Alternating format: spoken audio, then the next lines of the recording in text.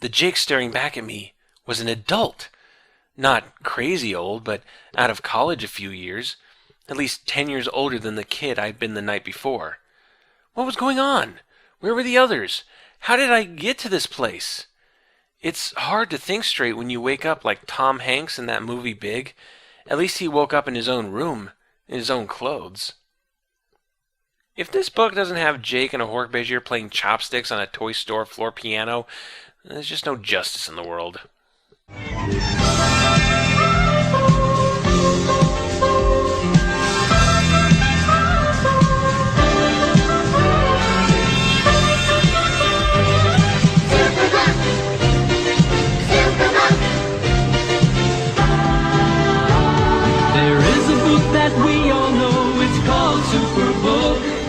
Shows us all the places that we want to go and look. Superbook!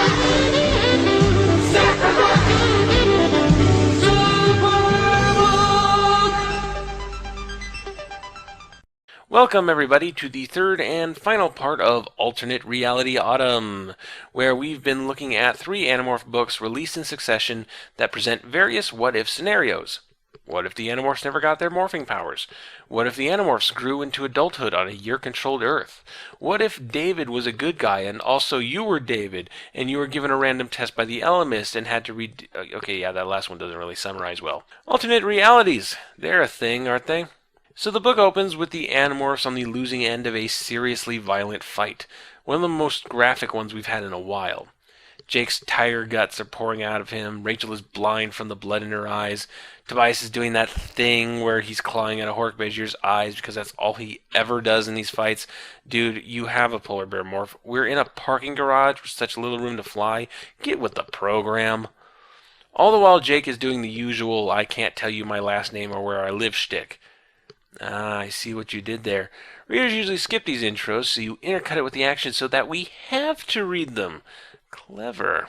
Jake is forced into a position where he has to close a large steel door to get away from the Yeerks, but Rachel, in her blood rage, ignored the order for retreat, and Marco is unsuccessfully trying to drag her to safety. So Jake either closes it and Rachel and Marco die, or he leaves it open and everyone dies. Jake opts to leave them, but thankfully a burst steam pipe and some improvisation from Axe saves the 2 left behind, and everyone books it out of there. We plateaued on the level pavement, our transformations complete. We sprinted, breathless, down a row of parked cars, shot past dumbfounded attendant who saw Hawk and 5 kids in spandex tear into a downtown street. A busy downtown street. Look out! Honk, honk. Drivers slammed on their horns. Cars screeched to a halt. I jumped back between parked cars on the side of the street. Rachel and Marco ran for the sidewalk. Cassie!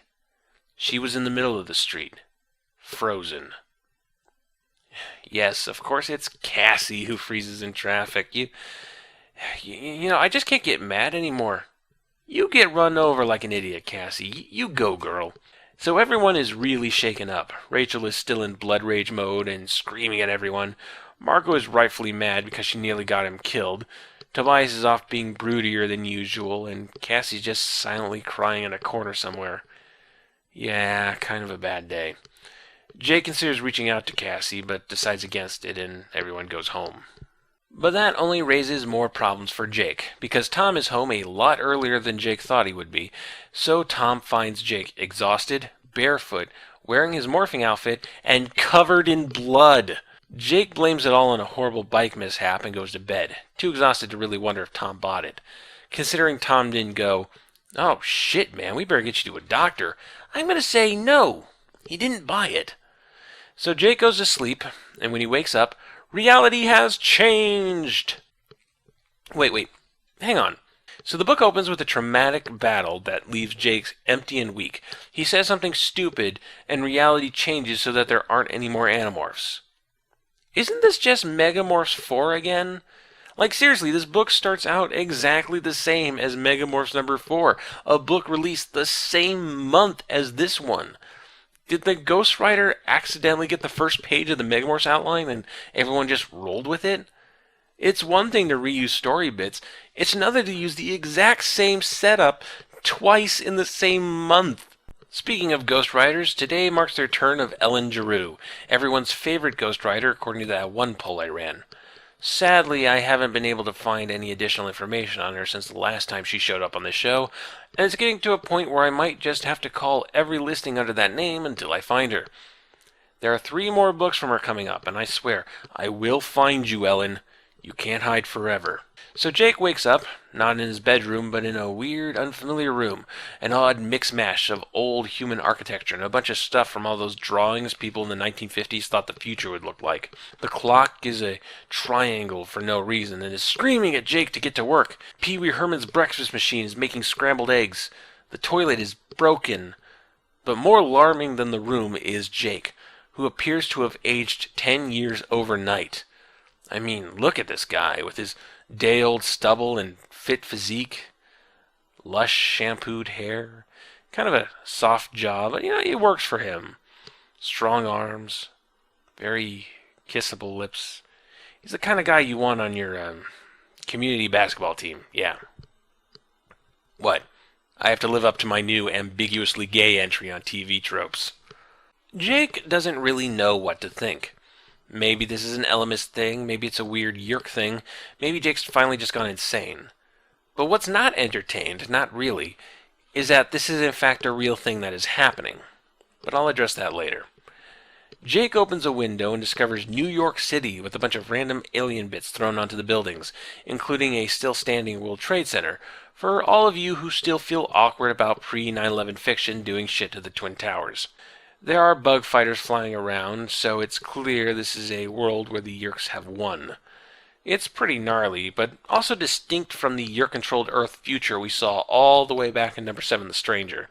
Instead of massive demolitions with giant open-air Yeerk pools, the human infrastructure remains intact, just with stuff built on top of it. Jake leaves his room and joins a group heading to work, all dressed in these bright jumpsuits like they're going to a Mystery Science Theater 3000 convention. He gets onto some flying public transport where some random guy seems to recognize him, calling him ESIC 241275, God, that's a mouthful, and asking when the launch is happening. Clearly, he thinks Jake is a controller.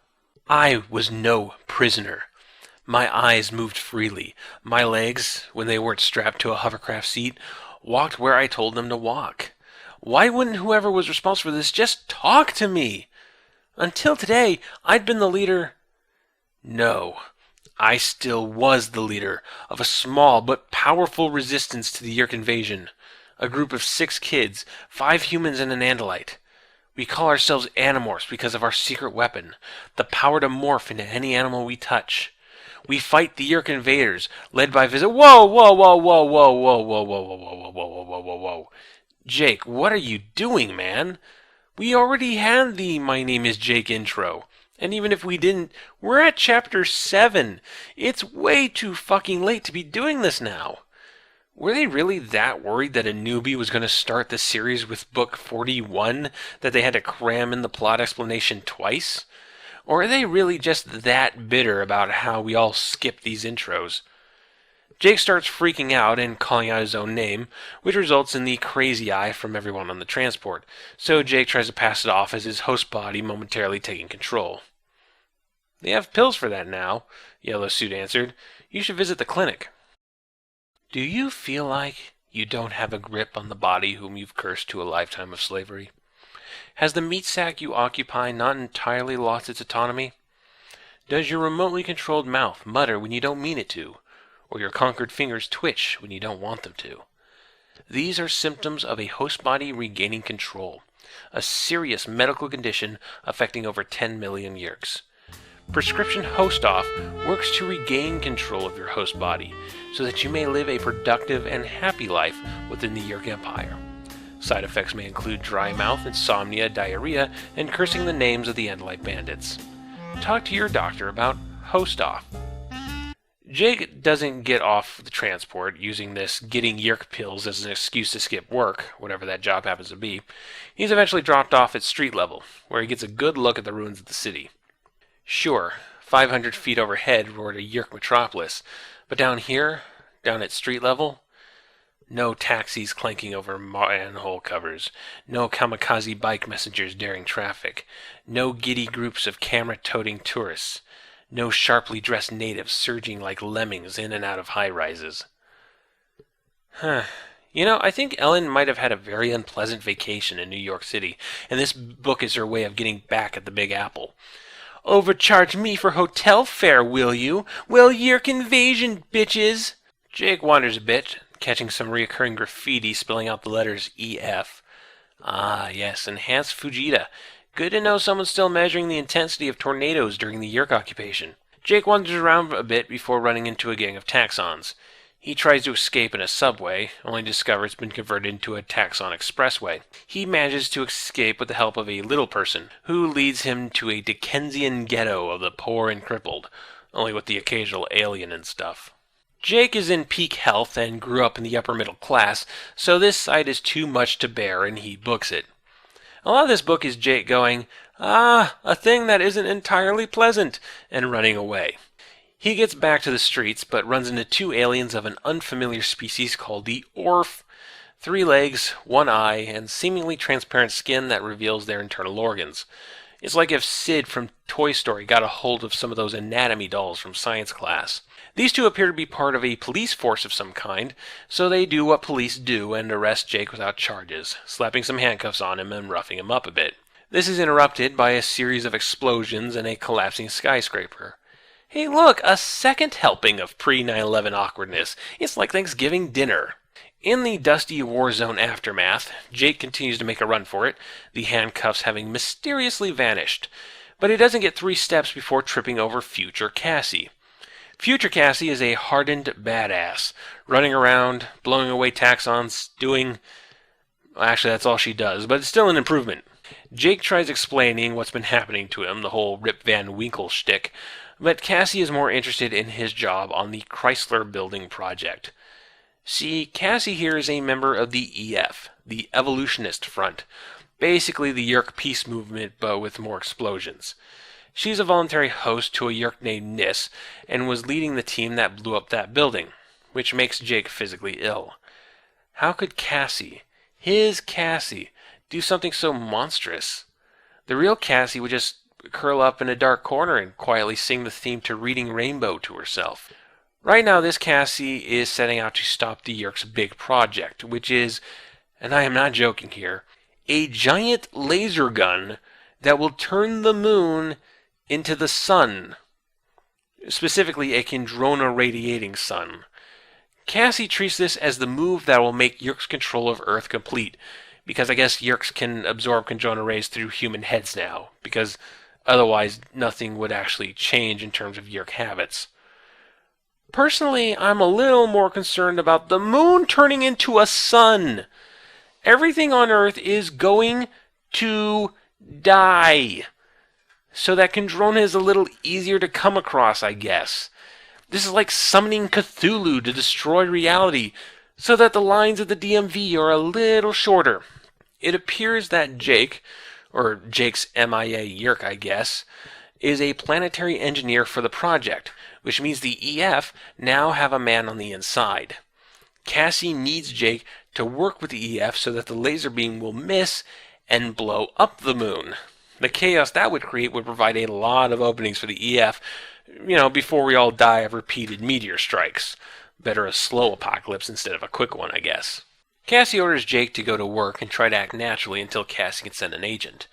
The password is Animorphs. So Jake goes to the Chrysler Building. Everyone there is fairly nonchalant that he missed half the day and is covered in the grime and dust of running through subways and surviving terrorist attacks. This leads to the best material in the book. Yeerks doing tedious office jobs. Here's a bunch of Yeerks making idle chat in an elevator. Here's a bunch of Yeerks watching condescending training videos on office relationships. Here's lines and lines of cubicles, and in every 4th one is a Hornbezier playing Minesweeper. There's probably a guy who complains all the time because his host body's name is Michael Bolton, but he's not the singer Michael Bolton. Why should I change hosts? He's the one who sucks. I don't know, seeing all these alien conquerors doing such boring, menial, white-collar work just makes me giggle.